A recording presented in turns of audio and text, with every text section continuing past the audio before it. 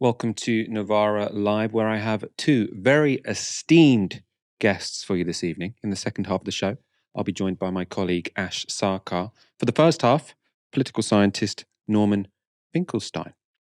Very interesting interview. You'll be seeing quite a lot of it now.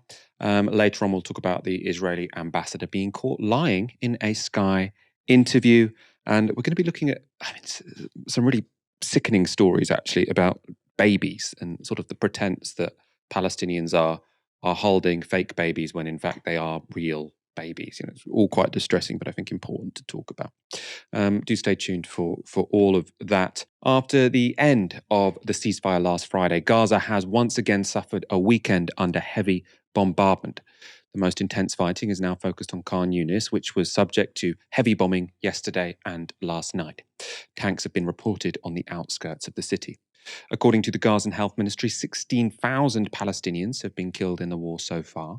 They say 70% of the dead are women and children. For an impression of the past 2 days across the Gaza Strip, this is the latest report from the BBC's Jeremy Bowen. Lost boys, brothers looking for their father. My dad's been killed. I swear my dad's been killed. They're lost in the mighty vengeance promised by Israel. Then they found their father and brother were dead.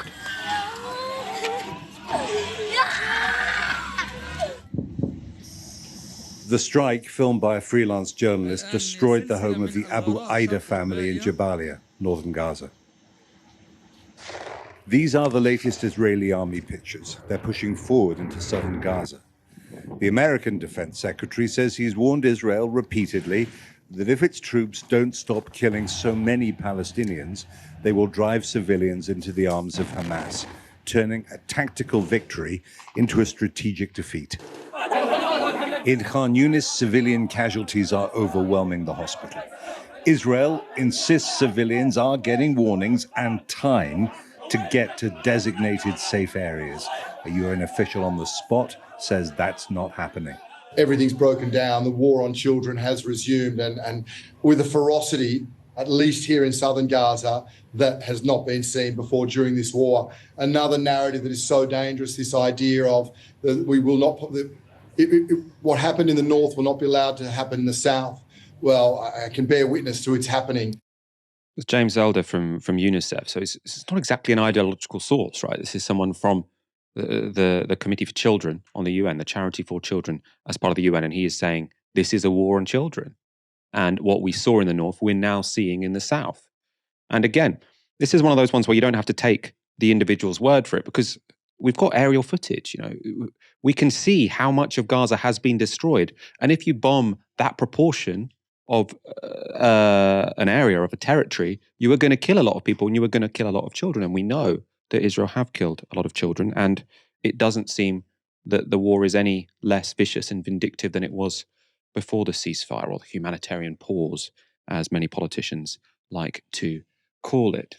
To discuss the latest developments in the Gaza war, I spoke earlier today to Norman Finkelstein. Norman is the author of multiple highly regarded books on Israel-Palestine, including Gaza, An Inquest into Its Martyrdom, which was published in 2018.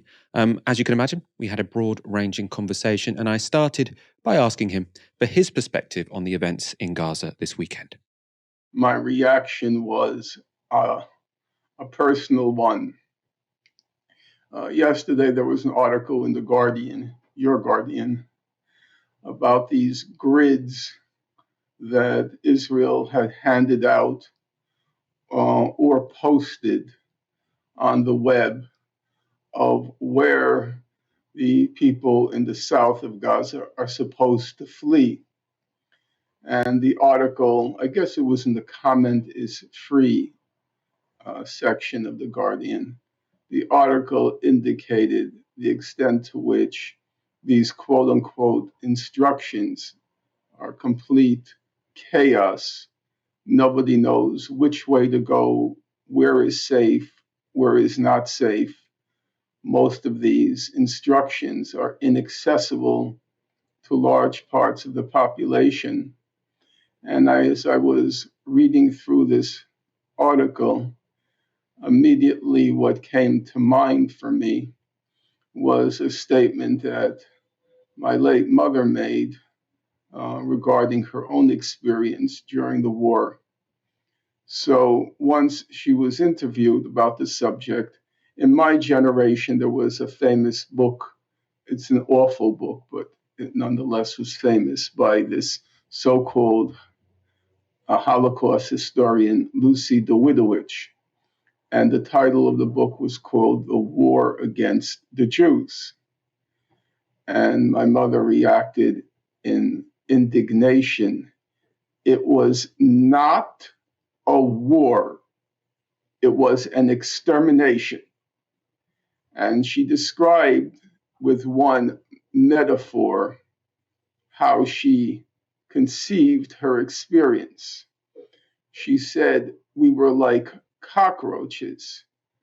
Every time the light was shined on us, we rushed in another direction. And then it was shined on us again, and we rushed in another direction and in another direction, like cockroaches.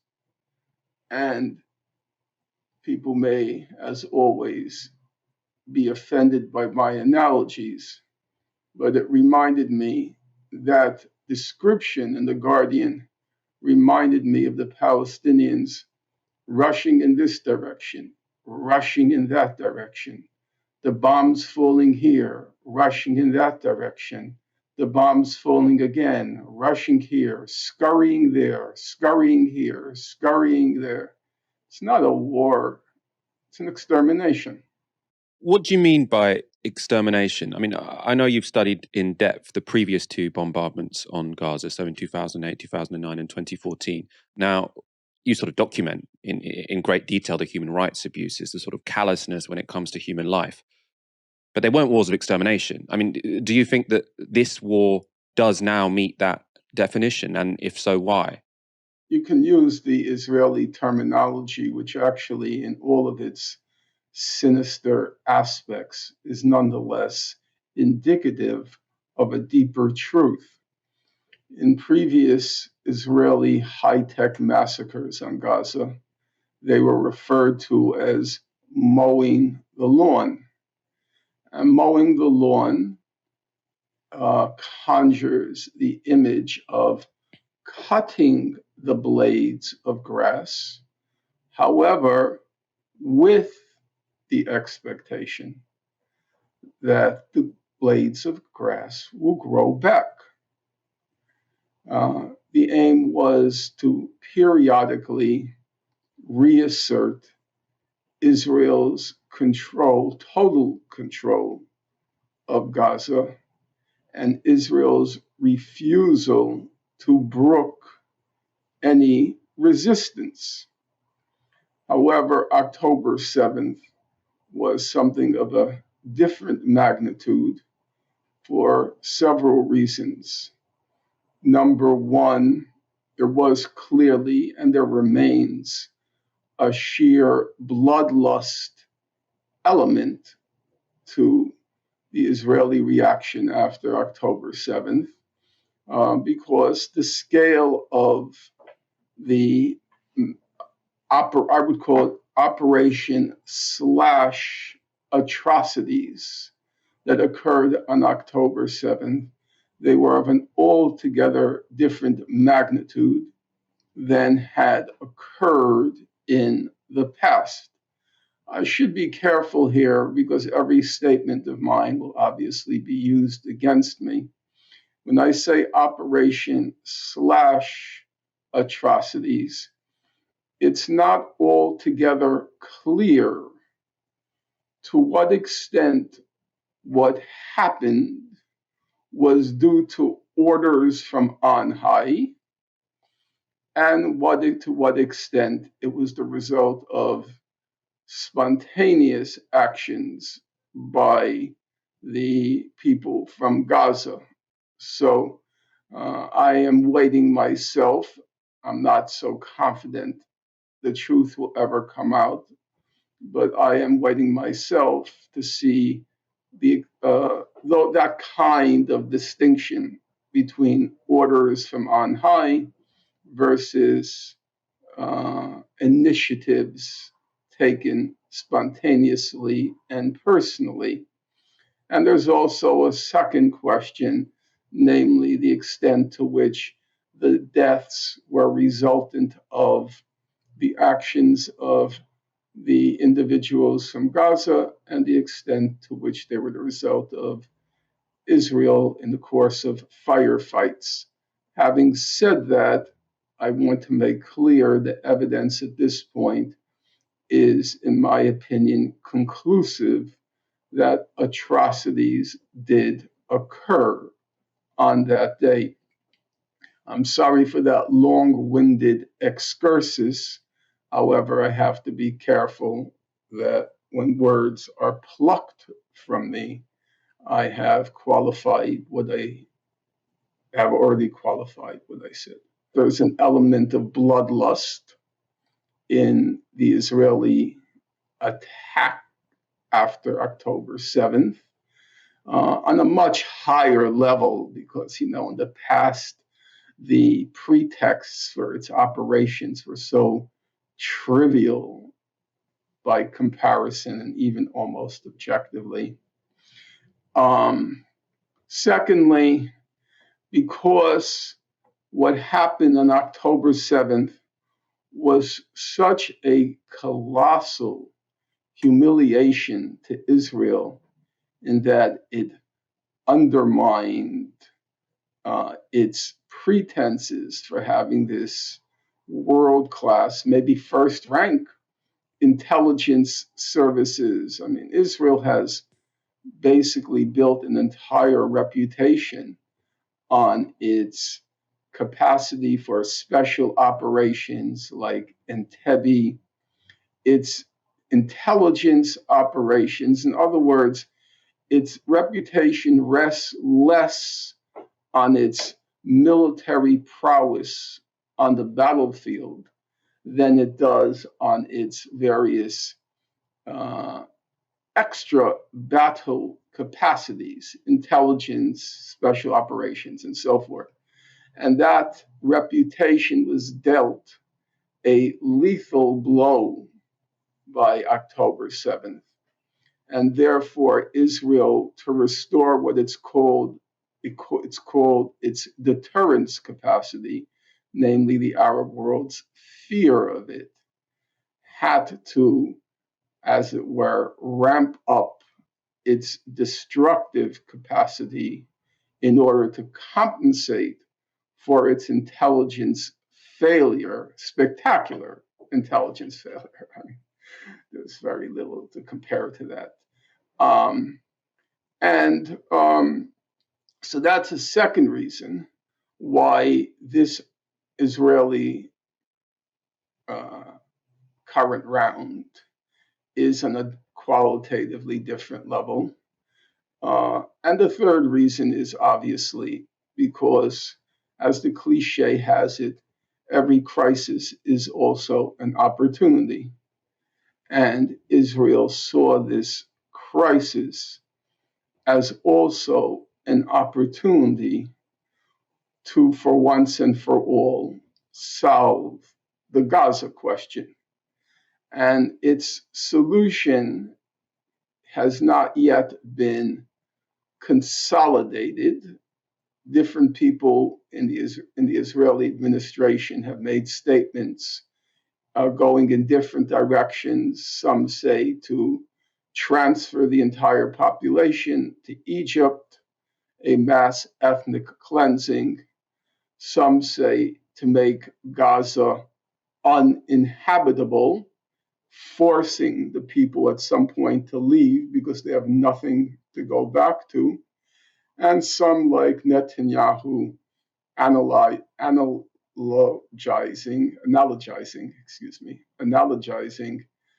the people of Gaza to Amalek, which means an outright extermination. But this is obviously a different goal, however it's conceived. It's a different goal than mowing the lawn. We've been highlighting on this show, I know you've been highlighting on your Substack and in various interviews, sort of the genocidal rhetoric which is coming out of Israeli politicians. I mean, it's pretty clear that's the way they are speaking. What's less clear to me is how possible it will be for them to achieve such maximalist aims. And I want to read a passage from Haaretz from yesterday. US Secretary of State Antony Blinken visited Israel on Thursday and met with the Israeli War Cabinet. Defense Minister Yoav Gallant and IDF Chief of Staff Herzi Halevi showed him the military plans for the continued campaign and spoke of a few more months of high-intensity combat, a significant part of which will take place in the southern Gaza Strip. Blinken replied sharply, quote, "You don't have that much credit," unquote. In other words, the US believes that Israel's military clock is out of sync with that of the international community. That latter clock is ticking much faster. And the reason I read that out is because obviously the US sort of putting their foot down would be one means by which Israel or the far right members of Israel's government could be restrained from achieving their maximalist aims. I mean, I'm not sure what you think about other sources of restraint on them, but what do you think Israel will be able to get away with in this war? We have to begin with the obvious, which could be missed. Sometimes what's most obvious is most overlooked. Israel has gotten away with an awful lot already. There have been a number of analyses published comparing what Israel has done to any other conflict in the first quarter of the 20th century. And at any reckoning, at any level of analysis, what Israel has, quote unquote, achieved, whether it's in the deaths of civilians, the deaths of civilians as compared to combatants, the numbers of children killed, it's in a league all its own. So as we press forward to see whether Israel can achieve its final aim, we should not lose sight of its extraordinary achievements to date. Now, there is no question, and this is not a rhetorical flourish, there is no question whatsoever that all Biden has to do is pick up the phone and say stop, and it stops. If you will recall, Biden gave strict orders that when you enter Al-Shifa Hospital, it can't be a firefight. You better behave yourself, pretend you're human, difficult as that may be. Pretend that you're human. You can't carry on the way you have with other hospitals. And that's exactly what Israel did. Remember, Al-Shifa was Israel's prize. It was, to use the expression to borrow from the expression or to bastardize the expression from the British era of the British Empire, that was the jewel in the crown of their assault on Gaza. And nonetheless, they were quite careful. Obviously, they committed crimes in Al-Shifa, but it was on a very, very low level, except for the mass expulsion of the 60,000 people inside Al-Shifa. It was a kind of, you won't know American history, but it was a kind of trail of tears of the Cherokee Indians. It was about, in the case of the Cherokee, it was about 15,000. Here it was probably an order of 40,000 is emptying out of Al-Shifa because there were 60,000 people in Al-Shifa at the time. But nonetheless, as compared to what Israel normally does, it was a much tamer level. And that's because Biden gave the order.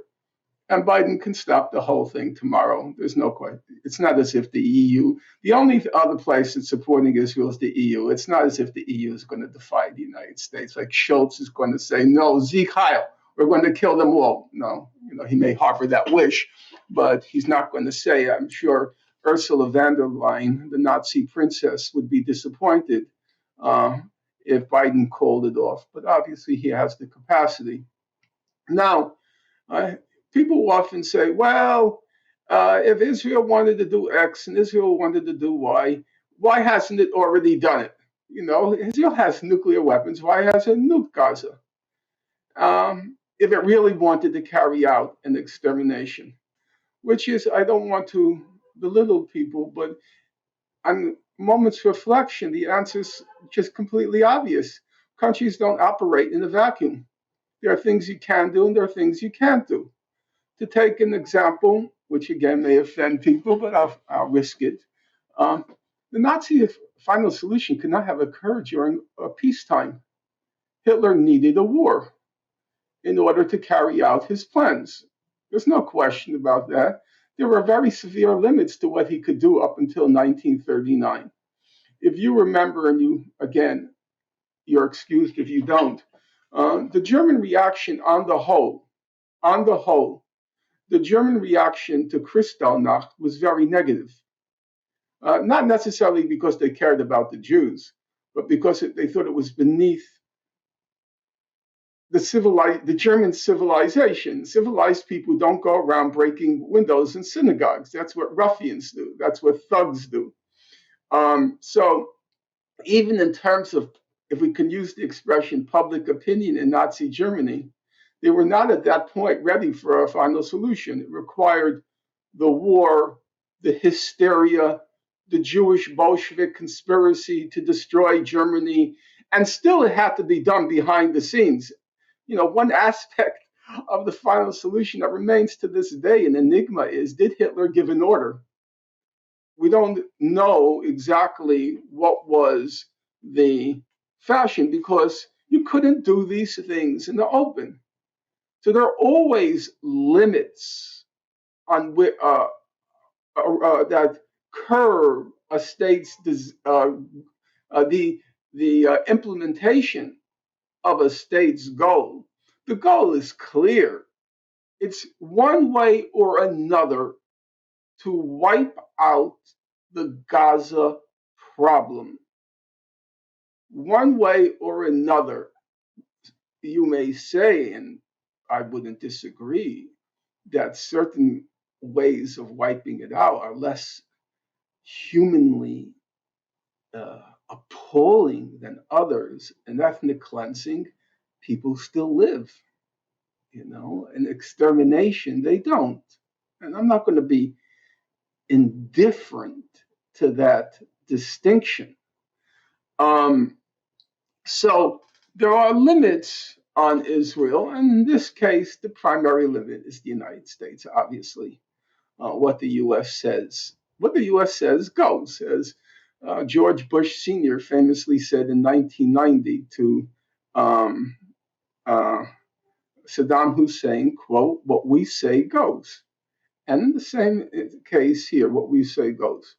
The United States is now under enormous pressure to stop the genocide, international pressure, and not trivially, domestic pressure. If you look at the most recent results of the Time magazine poll, 70% of young people, ages I think 18 to 34, 18 to 34, 70% oppose what Israel is doing. That's a very large number. And then among Democrats, 70% oppose. And this is an election year. So these are serious constraints. My own guess is a turning point came with the Al-Shifa public relations debacle. And at that point, you couldn't trust the word, not that I ever did trust, but the public in general understood you couldn't trust the word Israel said about anything.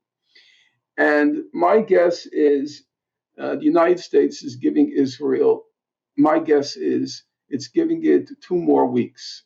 It's going to give it till Christmas. And then there will be a Christmas truce. And the truce will tail off into something.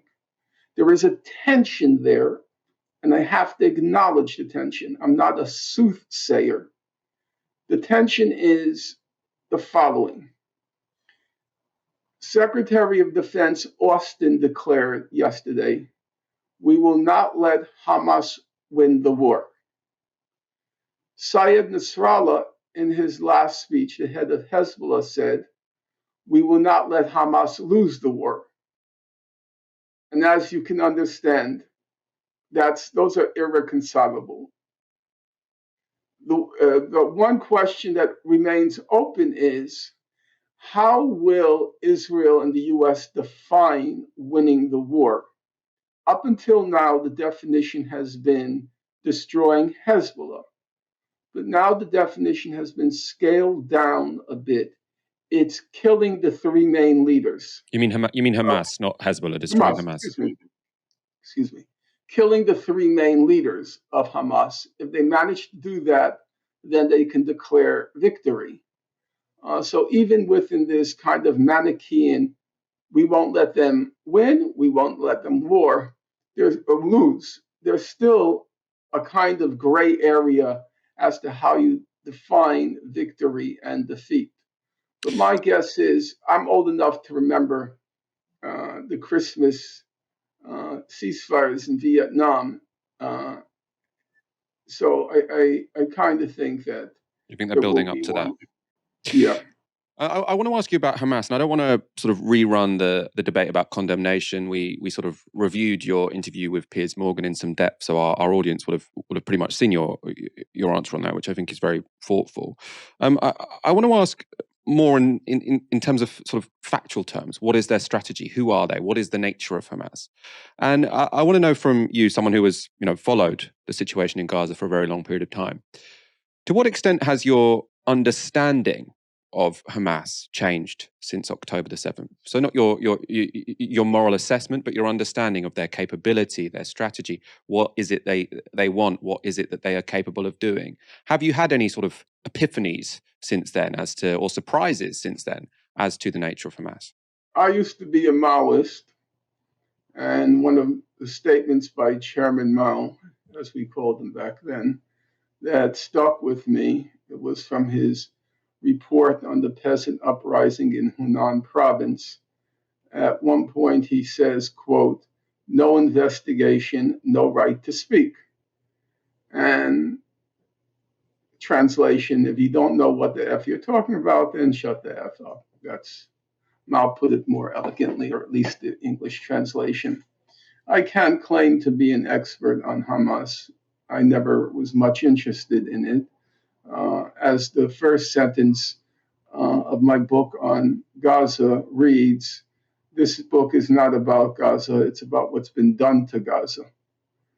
Because I never believed that the Palestinians in that situation had much agency. You can disagree on that, but that was my judgment. What changed after October 7th? I have to say it's a kind of, in some way, it's a depressing realization. The depressing realization is Hamas revealed a military capacity which definitely shocked me, surprised me to no end, and obviously shocked the Israelis. Now, I know a lot of people are not going to like what I'm about to say now, but I will go ahead and say it. Just a little bit of history, tiny bit of history. The original leader of Hezbollah was a guy named Moussaoui. Israel assassinated him, and they got Syed Nasrallah. Not a wise move by Israel. Nasrallah is an extremely smart guy. He's an intense guy. He's an incorruptible guy. He is a kind of Muslim Lenin. Bertrand Russell once described Lenin as a kind of thinking machine. He said Lenin was the most selfless person he had ever met in his life. He just had only one thing on his mind, the revolution.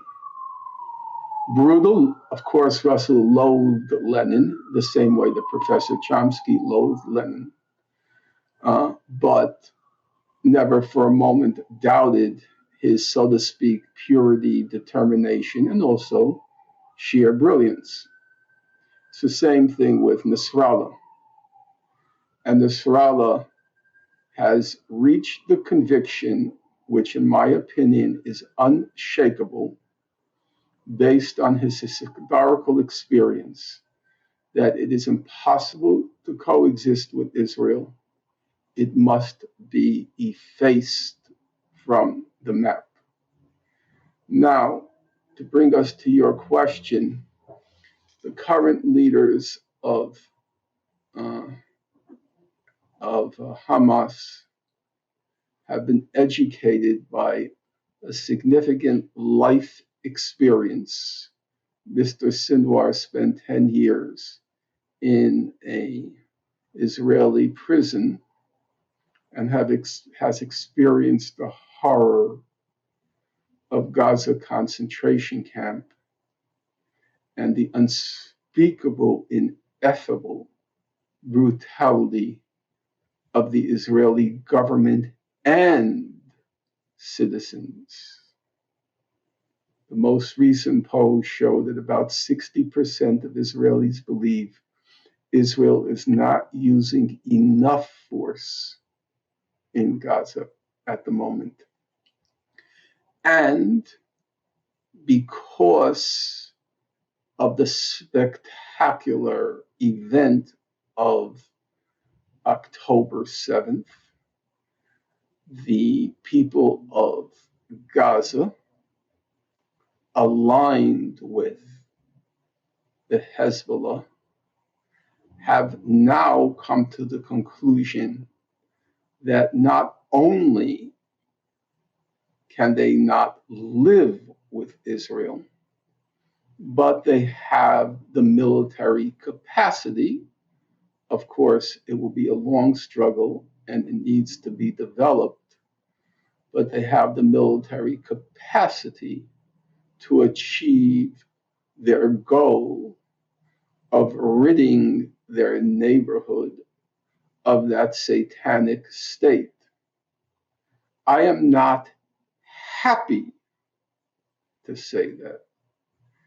And now that I have this week I'll achieve the venerable age of 70, parts of me wish I could go to speak with Mr. Nasrallah and talk this question out, although I am quite convinced that he will not be persuaded by me.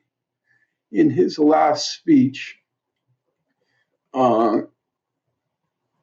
Nasrallah referred to his famous statement after the Battle of Bin Jabil in the 2006 war. He referred to Israel as, quote, a spider's web. Namely, you can just blow on it and it will disintegrate.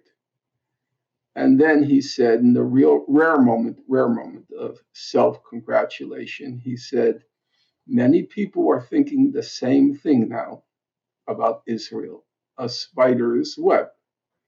The spider's web was the, so to speak, Arab translation of what Mao Zedong famously would say about the United States during the war in Vietnam, that the US is a paper tiger. As Mao said, it can take big bites, but it can still be defeated. And I believe that now the Hamas and Hezbollah and probably Iran are convinced that they can inflict an irreparable defeat on Israel. Now, you might say to me, well, then you're agreeing with Israel. This is an existential war. They have to defeat Hamas. I would say there's a real, speaking honestly, I'm not a bearer of, I'm not going to be a bearer of good news. I think there is a real problem now. There's a real problem now. So that, to me, is the big change since October 7th. Now, that was only the first half of my interview with Norman Finkelstein. So he ended up there by talking about potentially Israel as a paper tiger. My sort of hypothesis here is that potentially what the last few weeks have shown is that Hezbollah and Hamas and Iran are to some degree a paper tiger because they haven't responded to, or obviously Hamas did, but their allies haven't sort of risen up and responded to Israel's attack. Norman had a very interesting answer, as you can imagine. We will be uploading the full interview to our YouTube tomorrow. It's pretty much unedited, so if you don't want to listen to the same answers twice, just scroll 30 minutes through that and then listen to the second half of it. If you want to listen to the whole thing again, just watch it from the beginning. I'm joined now for the second half of the show by Ash Sarkar. Ash, how are you doing? I'm good. I was worried for a moment that you'd found a new co-host in Norman Finkelstein, but only half an hour. I reckon I can claw my way back into your good books. Yes. Ash, you have never ever once left my good books. That's actually true. That's the genuine truth, straight from my lips. I'm sure it's believable as well. I don't think that will be shocking to anyone watching. Next story. More than 6,000 children have been killed in Israel's war on Gaza. That poses a big challenge to their claim that only Hamas are being targeted. And in response, there's been a concerted effort by Israel and their supporters to cast doubt on the war's impact on children. Now, notably, that's involved the claim that deaths are faked. An example appeared on Friday in the Jerusalem Post. So you can see here, Al Jazeera Post's blurred doll claims it to be a dead Palestinian baby. Now here we've actually blurred the second picture as well. On the Jerusalem Post, it showed an unblurred picture of the face of a dead baby that according to the Jerusalem Post, was in fact a doll. We are sorry to tell you, but in fact, the Jerusalem Post was wrong. What you saw underneath that headline, if we hadn't blurred it, was an image of a baby, 5-month-old Mohammed al-Zahar. Now, he was killed by an Israeli airstrike. The mistake was brought to the attention of the Jerusalem Post, who deleted the article and released this statement. Over the weekend, we shared an article based on faulty sourcing. The article in question did not meet our editorial standards and was thus removed. We take this matter seriously and will be handling it internally in order to prevent similar incidents from reoccurring. We regret this incident and remain committed to upholding the highest journalistic standards at all time. Now you can see that's a somewhat vague statement, isn't it? Presumably the Jerusalem Post were too embarrassed to spell out the nature of the grim mistake they had made. To repeat, they published an enormous picture of a dead baby, and they said, this is evidence of Palestinians faking the deaths of babies. This is a man holding a doll. In fact, it was a man holding a baby, his baby, who'd been killed in an airstrike. Of course, there is no shortage of horror stories when it comes to the impact Israel's war has had on Palestinian babies. One of the grimmest was this, verified by Human Rights Watch and here reported in the Washington Post. Israel's assault forced a nurse to leave babies behind. They were found decomposing. And this is from the report from the Washington Post. It was the height of Israel's assault on northern Gaza last month, and Al-Nasser Children's Hospital was a war zone. The day before, airstrikes had cut off the Gaza City facility's oxygen supplies. Israeli tanks had surrounded the hospital complex, and the Israel Defense Forces were calling and texting doctors, urging them to leave. But ambulances couldn't safely reach Al-Nasser to transport the wounded, and doctors refused to leave the facility without their patients. 5 premature babies were particularly vulnerable. They needed oxygen and medication administered at regular intervals. There were no portable respirators or incubators to transport them. Without life support, the nurse feared they wouldn't survive an evacuation. Then the IDF delivered an ultimatum. Al-Nasser director Bakr Koud told the Washington Post, "Get out or be bombarded." So that's what the IDF told the hospital workers. An Israeli official, meanwhile, provided an assurance that ambulances would be arranged to retrieve the patients.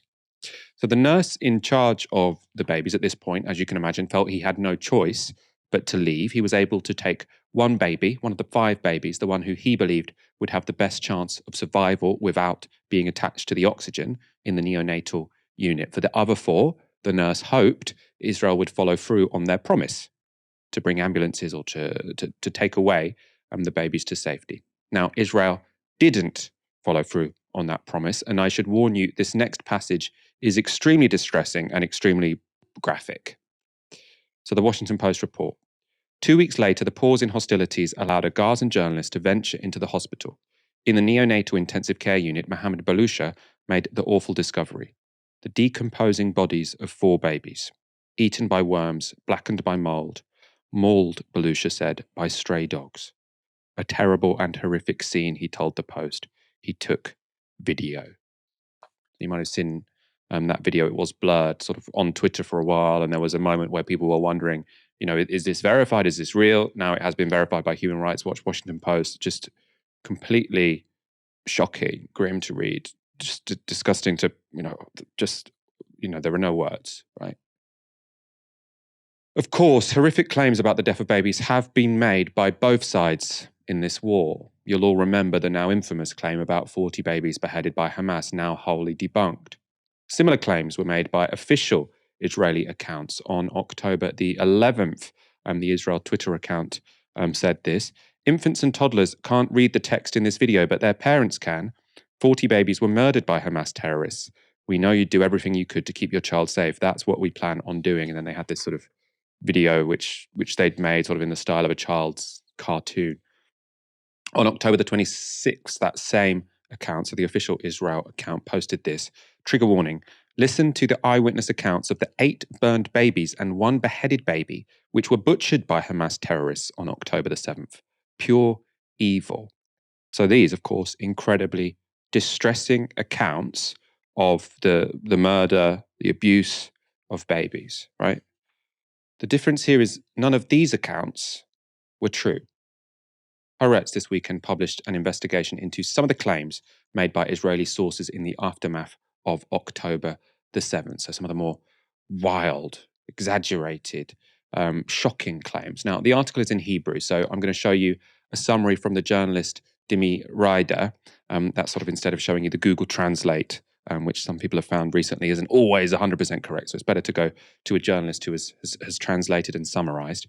So Dimi writes, Liza and Nir, so that's the authors of the Haaretz piece, found no evidence to substantiate some of the most iconic horror stories from the day, including 40 decapitated babies, pregnant women carved open with her fetus removed, children bound together and incinerated, baby found in oven, and pregnant hostage giving birth. So all of those stories, which you've probably heard about, none of them have been substantiated or could be substantiated. So he is in the section I'm going to show you, talk about the decapitated or incinerated babies, or the babies hanging on a laundry line, depending on what version people have heard.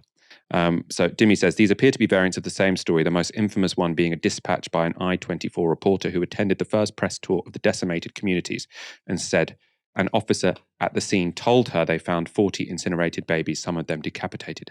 Other variants included unspecified numbers of incinerated babies, babies found hanging on a laundry line. However, cross-reference data from police, national insurance, and the kibbutz movement shows we know of only one baby, Mila Cohen, 1 year old, murdered on the day, killed alongside her parents. Re-interviewed for this piece, the IDF spokesperson said that the officer misspoke by saying babies when he meant children, and suggested another officer was in shock from multiple arenas. Now, of course, one baby being killed is a tragedy. The notion of only one baby was killed obviously is quite sick in and of itself, right? But how many stories have we heard about babies killed by Hamas? All embellished with grim, almost satanic details, right? And they're almost universally put forward to say Hamas is ISIS, that's what Israel always said, or Hamas are the Nazis. And then they give these incredibly, they make it sound like a satanic ritual whereby they killed multiple babies at the same time, right? Yet, throughout the whole of the October 7th attacks, only one died. And as I say, only one baby, that's terrible. But if you think about the amount of stories we've heard about the different manners in which babies were killed, yet only one baby has died, right? All of those could be falsified by just looking at how that one baby was killed. It seems like I don't know how the stories managed to get away from the facts to such a great degree. And it should also be said, 5 children under 12 are so far also known to have been killed on October the 7th, as were 14 children aged 12 to 15. So, of course, terrible. But there was clearly a lot of exaggeration in the days after October the 7th, even by those who should have known better. Also, I should say, lots of people trying to shame anyone who questioned those accounts, which sounded somewhat outlandish and turned out not to be in any way substantiated. Ash, I want your thoughts on, I mean, it's quite a difficult topic. I mean, even sort of reading out these things which were, I mean, it seems like they were probably made up about babies is quite difficult to think about, let alone the things which have turned out to be factual. So I think I'm going to take them separately, even though they are related. One is the exaggeration and the embellishment of some of the atrocities that took place on October the 7th. And then the second thing is this move to delegitimize and cast doubt on um, the ongoing atrocities in Gaza. Starting with the first one about October the 7th, I think one of the things that's really important is that you've got two things going on at once. One is, I think, quite genuinely, you have an evolving situation where reports come out quickly, they're verified slowly. But instead of that happening within a context of journalistic skepticism, and that's not the same as callousness. That's not the same as not caring, but it's journalistic skepticism. And it's saying, okay, we're going to have quite a high threshold for putting out information because it's such a febrile atmosphere. What you had were two things working together.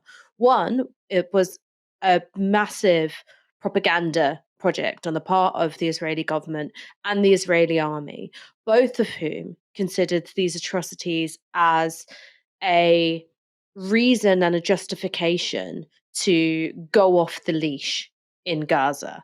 So the more you pumped out these really distressing and very visceral stories around decapitated babies or a baby in an oven or a pregnant woman having a fetus, cut out of her, that these are things which shock and appall people, they disgust people, and then it makes the violence that you're going to do in retaliation seem justifiable, even restrained in the face of this very visceral barbarity that you're saying happened on October the 7th. Now, atrocities did happen on October the 7th. Many, many people were killed.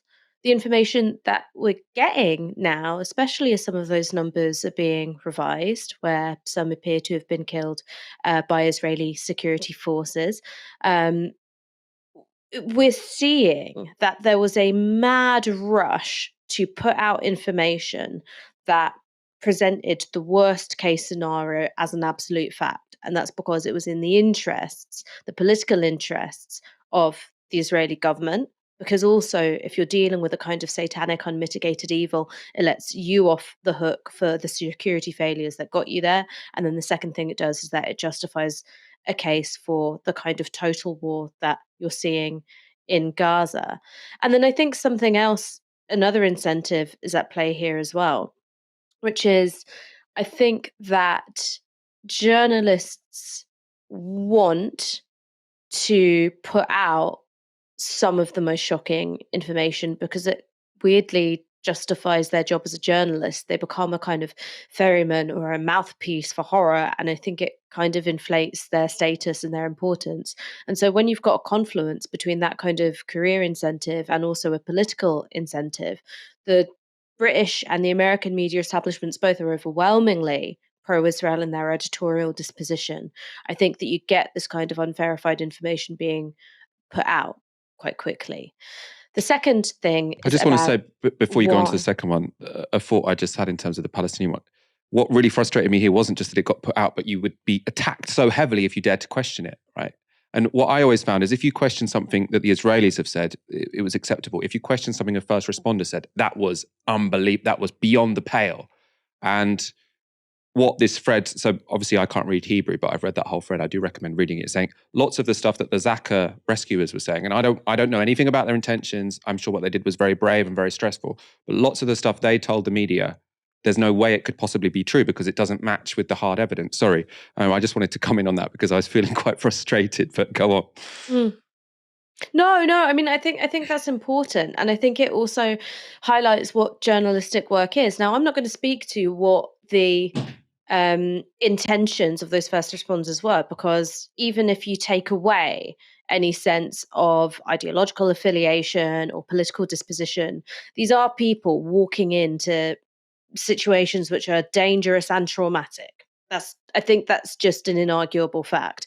So I'm not going to put on those people the same journalistic standards of rigor that I would place on people who work in the media, and also government and army spokespeople, right? I think that there is a moral and categorical difference between a first responder saying something that isn't true and a government or an army spokesperson or a journalist repeating something that isn't true. I think these are just totally different moral things. But what's been, I think, horrible, and I've experienced this a bit less, because quite deliberately I've been tweeting less, but something that you've been accused of and that Owen Jones has been accused of is when you step in with what I think is not just justifiable but essential for journalists to do, which is draw a distinction between what we can say we know and what is verified and what isn't verified yet, or perhaps isn't verifiable or has been debunked. Then you're being accused of something akin to Holocaust denial. But that's simply not the case. You're not saying these atrocities didn't happen. What you're saying is that there's a narrative in the media which is not being supported by hard evidence. Now, it may well turn out to be supported by hard evidence, or in the case of this horrible, ghastly image of 40 beheaded babies, it might end up being debunked. And it's your job as a journalist to do that kind of rigorous fact checking, regardless of whether or not, it's a nice job or a nice thing to do, because that's what journalists are meant to do. But when it comes to the Palestinians, and I've spoken about this before, there is this trope known as Pallywood, where in Israel and amongst pro Israeli advocates, there is a conspiracy theory that Palestinians invent and concoct kind of, spectacular images of their own suffering in order to garner the world's sympathy. So we've seen disinformation pumped out online, people taking stills from behind the scenes movie making and saying, oh, this shows evidence of Palestinians applying makeup to themselves to show, cuts and bruises and dead bodies. And this is something which has gone on for a really long time. Now, here's the thing. Let's say we find a, deep, one single image which isn't true, because you may find that. It's important and it's meaningful to say this particular image isn't true, because the role of verifying information, I think you've got to do it no matter what side that falls on. But to try and weave that into a wider conspiracy theory of Palestinians are actually making it all up is complete horseshit. Um, and it's something you come across again and again and again, particularly when you interact with pro-Israeli advocates online, and you sort of say, well, hang on, these accounts of Palestinian suffering feel plausible to me. It's backed up by third parties, NGOs, the UN. These are reports that have been done into, I don't know, say conditions in Israeli prisons. And there's just this sort of, quite lazy fallback line of, this is all Hamas propaganda. You can't trust a word a Palestinian says because they're always lying in the interests of Hamas. And I think the reason why you've got to, I think, maintain this frankly absurd narrative that Palestinian suffering is an invention of the Palestinian people is because if you were to recognize that suffering is real, Israel no longer automatically holds the position of moral legitimacy because, quite simply, it's a Jewish majority state which was formed in the wake of the Holocaust and World War II. Right? Suddenly, that kind of moral legitimacy is gone, and you've got to think about what it would mean to hold Israel accountable in light of this very real suffering. Now, when I saw the horrible images of that man holding his baby. Um, I can't I can't imagine what it would be like to experience that kind of loss. And then I can't imagine on top of that what it would be like to experience that loss and be called a liar on the front page of a newspaper and your dead baby's face plastered all over it and being told that's not real. The only things I can think of which are comparable are the parents of Sandy Hook toddlers who are being accused of being crisis actors by the likes of Alex Jones. Now, when Alex Jones did it, he was basically bankrupted by a class action lawsuit. He's seen as a kind of persona non grata in the world of serious media. But when the Jerusalem Post does it, they can issue a very vague apology and they're still going to be taken seriously by Western media outlets because the disposition of Western media outlets is to be pro Israel. And I think that's disgusting. Yeah, I mean, can you imagine the cost? Like, if you as a journalist put out a picture of, a, a dead Israeli and said this is fake, right, and then it turned out to be real. You said it was a doll. It turned out to be. I think your journalism career would be in serious trouble. I'm not convinced that's going to be the case in this situation. As Israel shifts the focus of its deadly war to southern Gaza, they're going to great lengths to show the world they're trying to avoid a massacre. Now, that's included putting out a numbered map so Gazans can flee Israeli bombs. Now, Gazans have been told to listen to media outlets to tell them which numbered block is about to be bombed so they can flee to a neighboring one. So you can imagine they're saying 297 is about to be bombed, please move to 298. It's completely dystopian, right? If Gazans don't want to constantly move from neighborhood to neighborhood, avoiding bombs like they're in some kind of macabre video game, they have, though, been given another option. They can go to the Al Mawazi safe zone. Now, as you can see, this is a small strip of land on the Mediterranean Sea. So you can see it there in the bottom left of that map. Now, the existence of this zone has been touted by Israel as a sign of its humanitarianism. This is Israeli Ambassador Zipi Hotoveli on Sky. There is a river. There is a place in Gaza called the Muasi. The Muasi is the place where they all can have shelters. Together with international organizations, we created shelters for the Palestinian people. So you cannot say Israel is not, facilitating that. Together with humanitarian aid. So according to Hotoveli, in Al Mawasi, Gazans will be safe from bombs. They'll have access to shelters and humanitarian aid. Very, very humanitarian. Unfortunately for Hotoveli, Sky obtained footage of Mawasi. This is where she's talking about, a desolate wasteland of sand dunes next to the Mediterranean Sea. There is no aid in Al Mawasi. There are no aid agency tents. There are no food kitchens. There is no help here. Ash, 2 million people live in Gaza. According to Zipi Hotoveli, they should all go hang out on what looks like a kind of abandoned junkyard, essentially. I mean, how can we possibly interpret that? Did she just think that, no, I suppose they know that actually no one can enter Gaza, so presumably they would have to have got some freelance journalist to take that film. Maybe she had assumed, oh, no journalist can go into Gaza, so I'm allowed to lie like this.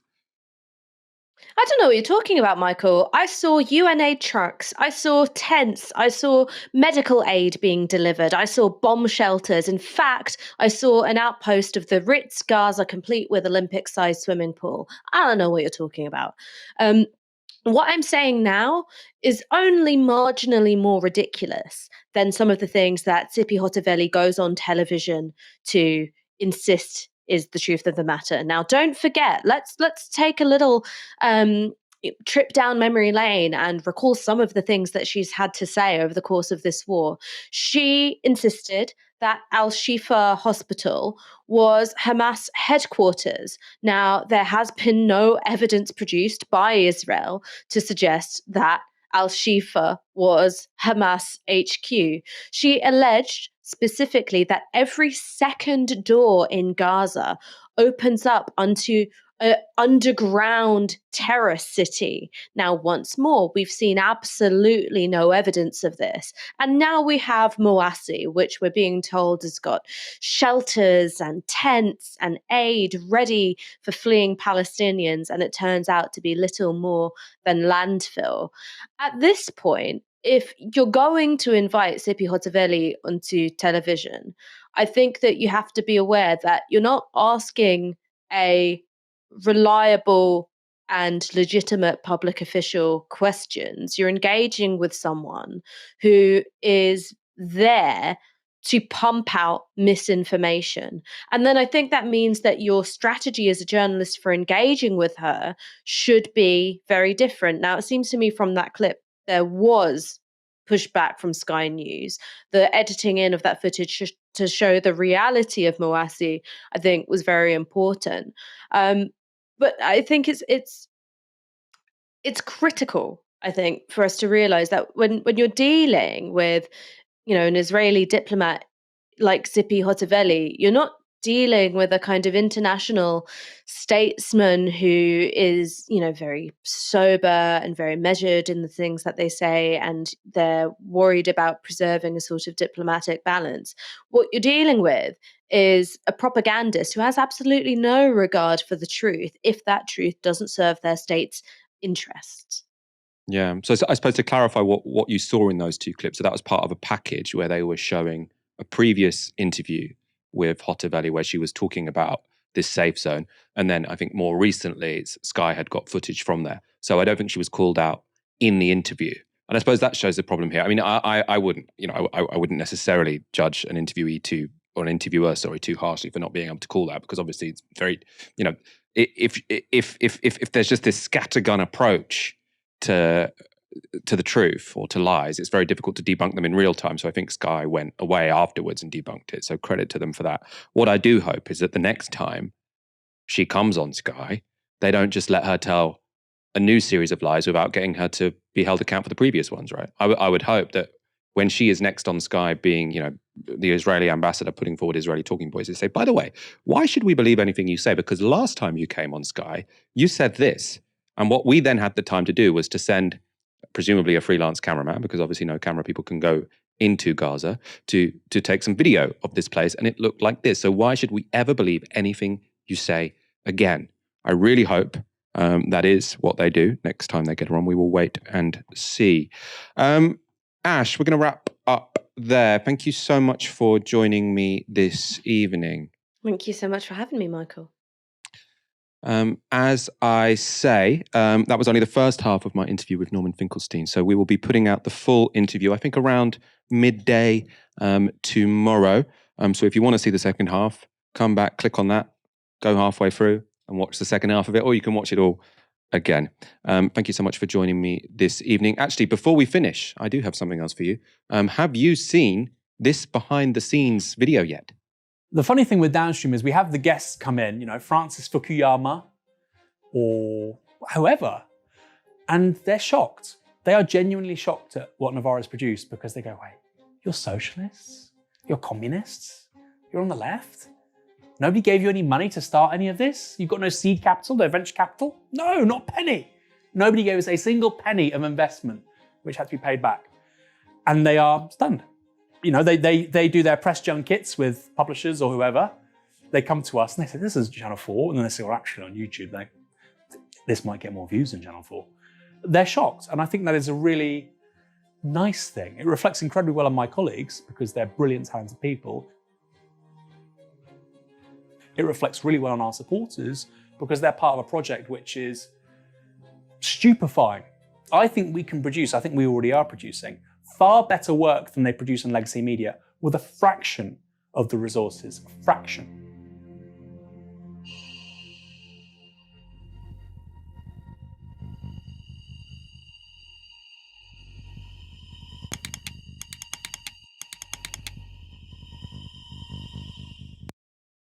There's a longer version of that sort of behind the scenes video. It was released yesterday as part of our end of year fundraiser.